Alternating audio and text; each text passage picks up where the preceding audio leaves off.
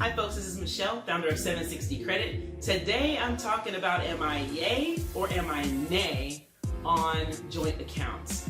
I have to say that I'm nay. You're all in love and you've been together and you trust each other and you're trying to build wealth together maybe, or you're just trying to have a more comfortable life and you're ready to have everything intermingled with each other. It is a really good thing to build your credit separately. You are going to have two very strong profiles to build wealth with, etc. Now, if one of you were to lose your job or the economy took a tank, something happened basically, and you guys were financially strapped, you have options. You'll be able to preserve at least one of your profiles. So you can strategically say, hey, you know what? My profile is the strongest. Let's hold on to mine. Let's go ahead and do whatever, if we have to be late on some payments or whatever, it's going to be on yours, and that's fine. We'll rebuild yours, but at least that we still have good credit somewhere where we can collectively use it to do what we need to do. Say, for instance, you had a foreclosure, and if you needed to go get an apartment and you're both on these joint accounts, it would be very difficult to do so.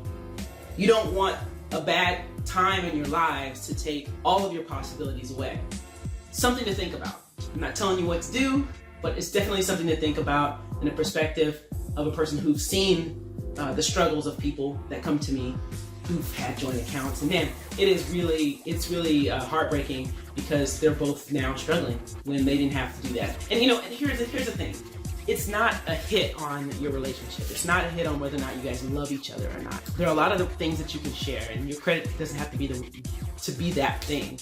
But you can both enjoy that good credit you're both building because you're going to both benefit from it. So auto loans, credit cards, try not to intermingle that. And of course, if you have a mortgage, that's one thing. If you have no choice and both of you have to be on that mortgage, that's fine.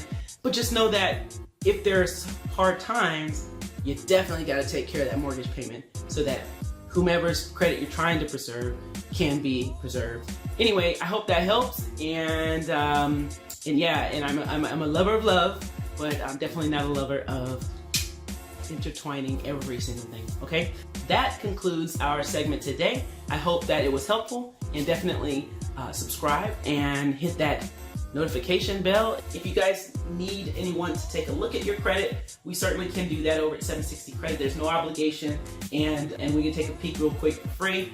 Thanks a lot. Thank you for your time.